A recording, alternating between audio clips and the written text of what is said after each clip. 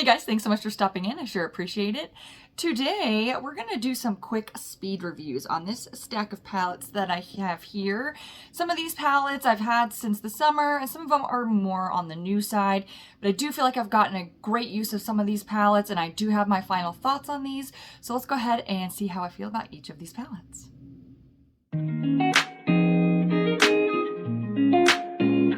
Okay guys, if I'm holding palettes real funky or real weird, I burned the crap out of my hand with hot glue. I'm experienced in crafting, okay? Years of experience. I've used glue guns for years, but for some reason I had a brain fart this weekend and dropped hot glue onto my finger and burned the out of it.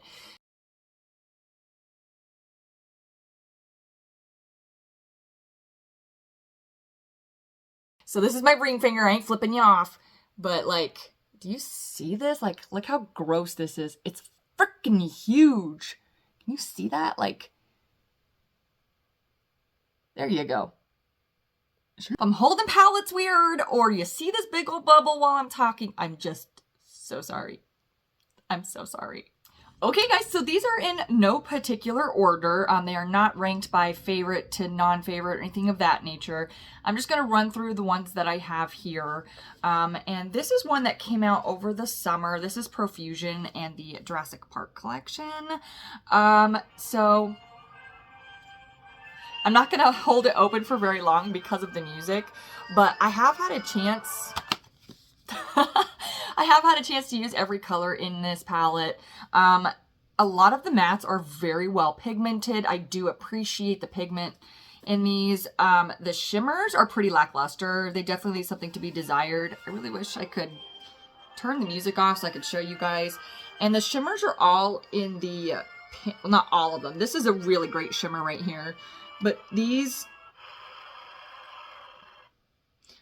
here in the footprints, they're really hard to get into. And these circle pans are really, really small. So trying to dig my finger into these, I've got fatter fingers, so maybe it works for some people, but this one is just a little bit harder to work with. So I do appreciate the pigment of the mattes, but it's not a favorite. I got it more for the nostalgia of the packaging. Jurassic Park is one of my all-time favorite movies, so I got it more for that aspect. I do dip into this when I need a specific matte shade that I don't have in a palette that I need to finish a look. It's okay. It's okay. That's all I got for you. It's okay. The next one that I have here is the Pat McGrath Star Wars Sith Seduction. Yes, Sith Seduction palette. This one I've talked about when I first picked it up. It is an all shimmer palette. It is a great companion palette. I will say that I was impressed with the pigment. It is crumbly though. So I did find that when I was trying to use this as an all over lid shade for some of my more matte looks or the other palettes I've used. I did use the green for, the red for a Halloween look. I've used the blue for a Halloween look, and then I've used the greens in these more champagne-y colors in more average everyday use. They are definitely darker shades, these in here. So I don't typically wear super dark shades, do a lot of smoky eyes. So for me, I just don't gravitate towards these. So it's mainly just this one and this one. And again, while they are nice, the shades are really dry and really crumbly. And when I go to apply those on my lid, I get an immense amount of fallout. And while typically fallout doesn't bother me, this is a lot because it is just so crumbly. So I'm not going to get rid of it, but I do struggle to use this and incorporate it in my day-to-day looks. So again, here's another one that is just okay. So this is a newer palette. This is the Sigma Beauty and the Beast collection. Now this is one that I'm absolutely loving. I know this is definitely a newer palette, but I have used this quite a bit recently.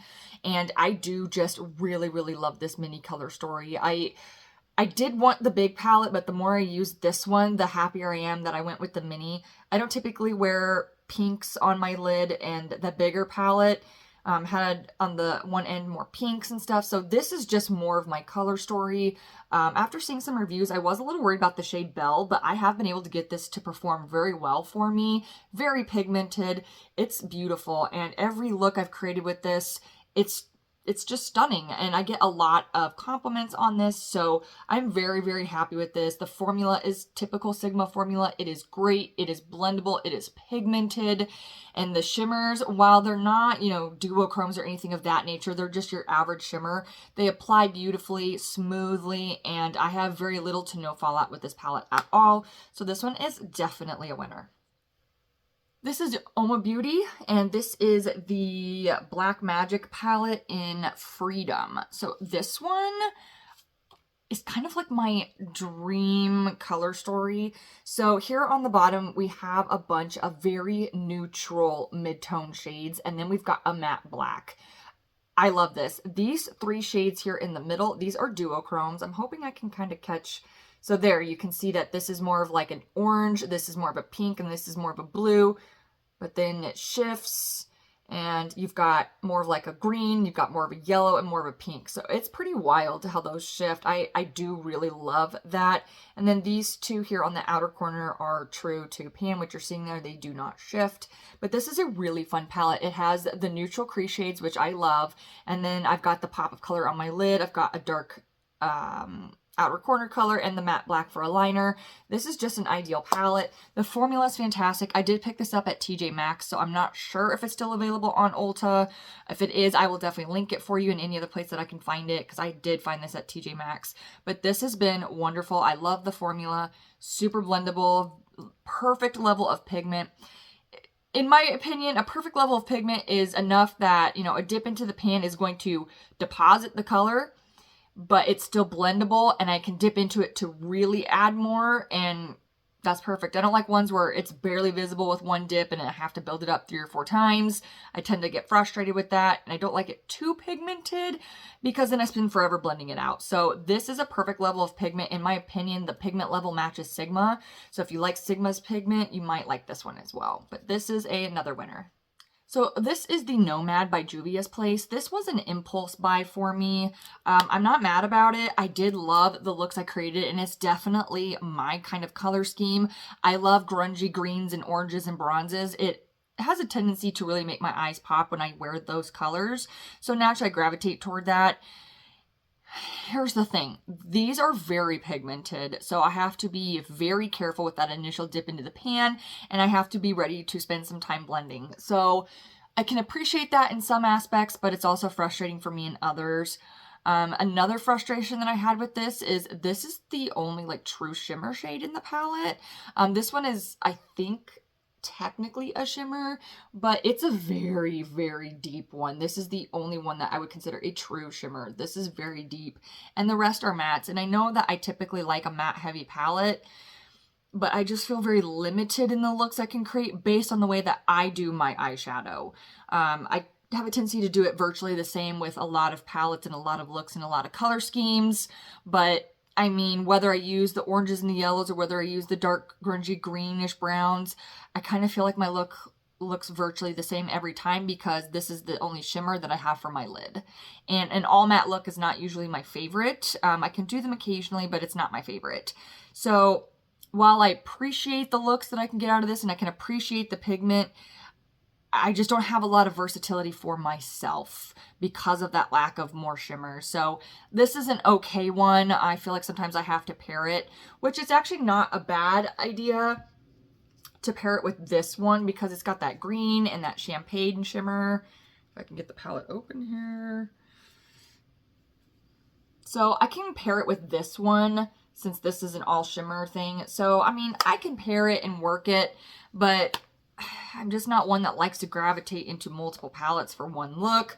I'll do it, but I might give this another shot, trying to combine it with other palettes and just kind of give it more of a chance, but it's just okay for me right now. We're up to our last 3 palettes here.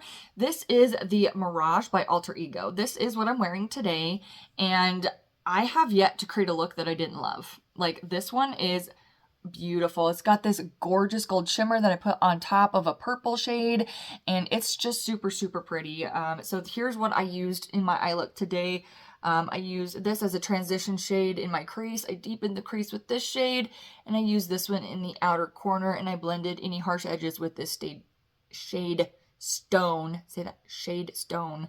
So See that? 5 times fast. I did put Conquer kind of like right next to the matte going into that gold shimmer, and then I used Pyramid on the lid, and I did use Crypt as an eyeliner for my top lash line.